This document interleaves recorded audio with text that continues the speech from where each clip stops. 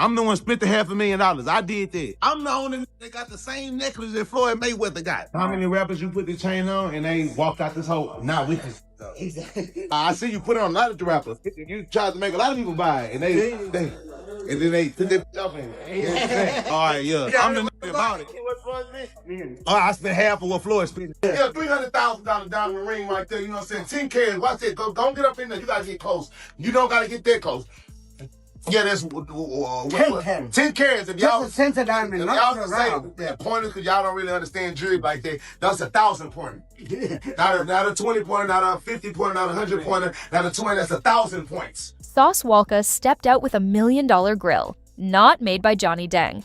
After over 20 years of spending hundreds of thousands of dollars with the same jeweler, building that brand alongside his own, he went somewhere else, in public, on camera, and then started talking about why. That moment cracked open a conversation the hip-hop jewelry world has been quietly avoiding for years. Because once someone with that much history with a jeweler starts asking questions out loud, other artists start listening.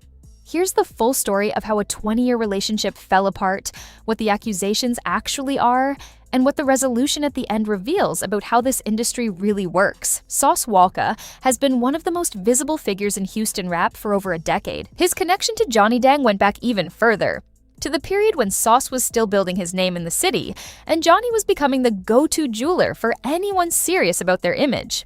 Sauce didn't just shop there occasionally, he kept coming back, year after year, spending at a level that moved well past customer into something closer to partner in the public eye. Every time he walked out wearing those pieces, he was promoting the brand without saying a word. Johnny Dang's story starts with almost nothing. He came from Vietnam, worked his way through Houston selling jewelry at flea markets, and turned a grind-level operation into one of the most recognized names in hip-hop jewelry. He understood something traditional jewelers didn't, that rap culture wanted bold, custom work that matched the size of the ambition, not quiet pieces designed for old money. He leaned into that completely. The business grew fast, eventually building toward an operation estimated around $200 million. His name became attached to custom grills and diamond work that artists across Houston, Atlanta, and Los Angeles were showing off on camera. But the way he ran that operation wasn't equal for everyone.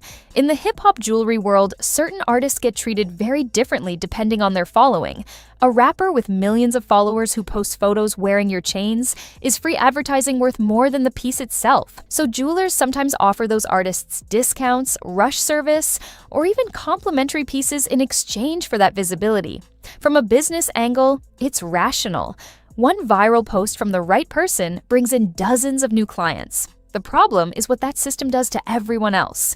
Sauce Walka had been one of Johnny Dang's most consistent clients for 2 decades. He was spending serious money, at points reportedly $500,000 on a single purchase. He was wearing the work publicly and consistently. By any reasonable definition of loyalty, he had earned a different level of treatment. But according to the conversation that eventually went public, he was still being charged full price every time. While newer artists or bigger names were getting deals based on their social media reach, Sauce, someone who had been there before most of those artists had even started, was being treated like any other walk-in customer. That's not just a business grievance. In hip-hop, where loyalty is supposed to mean something, it's a personal one, and then the diamond question entered the story. In the jewelry industry, lab-grown diamonds, also called CVD diamonds, are created in controlled environments in a matter of weeks. They are visually nearly identical to natural diamonds. Even trained eyes sometimes need specialized equipment to tell the difference. But the price difference is significant. Natural diamonds cost substantially more, which means if someone is paying for natural stones and receiving lab-grown ones without clear disclosure, what they paid for and what they received are 2 completely different things. Rumors began circulating in discussions connected to this situation that some pieces being sold at premium prices might not have matched what clients believed they were purchasing. These are allegations, not confirmed facts, and they should be understood as such. But in a business built entirely on trust between a jeweler and a client who is not a diamond expert, even the suggestion lands hard. Most artists spending $50,000 or $100,000 on a piece have no way to independently verify what they're buying. They rely on the relationship. When that relationship starts to feel uneven, everything becomes questionable in retrospect, which is what made the new jeweler's involvement so significant. The person Sauce Walka chose to build his million-dollar grill wasn't a random competitor. It was someone who had reportedly worked closely inside Johnny Dang's operation. He had seen the business from the inside, the pricing structures, the design processes, the way different clients were handled. When he started speaking publicly about what he had observed, people paid attention in a way they wouldn't have for an outside voice. Claims from someone with insider knowledge carry a different weight, and the numbers he referenced, millions of dollars tied to work he contributed, suggested he felt the value he provided hadn't been reflected in what he received. Again, these are claims in an ongoing industry conversation, but the combination of Sauce's public switch and this person's background made it clear that the fallout wasn't random. This was a deliberate move, built on specific experiences and specific dissatisfaction.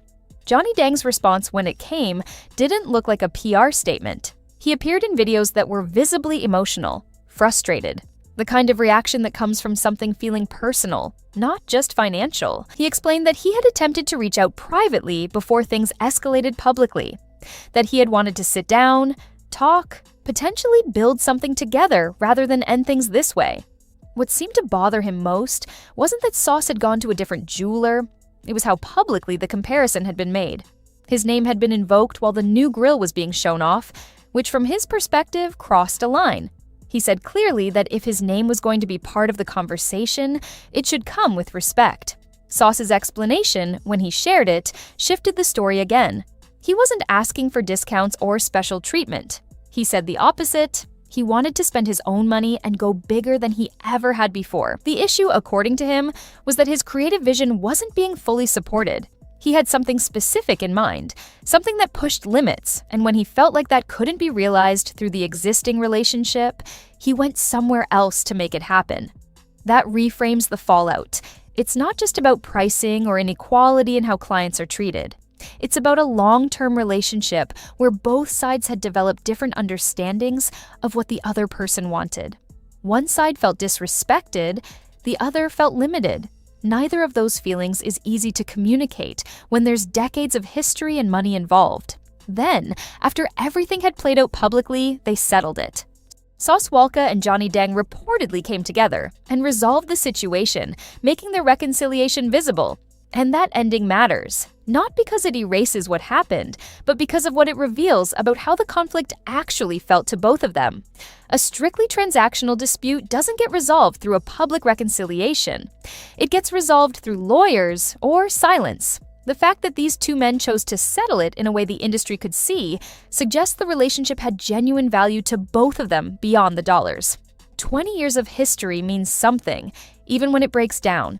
But the questions the fallout raised don't disappear just because the specific relationship was repaired. Artists across hip-hop watched this unfold and started asking things they hadn't thought to ask before. What exactly am I buying? What's the certification on these stones? Why does this artist get a different price than I do?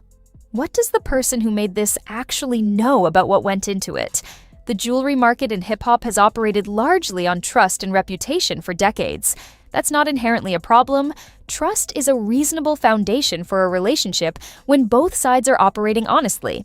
But trust without verification is also a vulnerability, and once one high-profile situation puts that vulnerability on display, the entire market shifts slightly towards scrutiny. That's the real legacy of this situation. Not the drama between two people who ultimately worked it out, not the viral moments or the comparison videos. It's the fact that the conversation happened at all. Publicly, loudly, with specific numbers and specific accusations, in a way that made other artists think differently about their own relationships with their jewelers. For businesses built on exclusive access and personal relationships, that kind of transparency is uncomfortable, but it's probably overdue. Sauce and Johnny repaired what broke. The industry is still processing what the break revealed. Do you think Sauce was right to take this public? Or should a 20-year relationship have been handled behind closed doors? Drop your take in the comments. Subscribe for more breakdowns on the real business moves happening in hip-hop.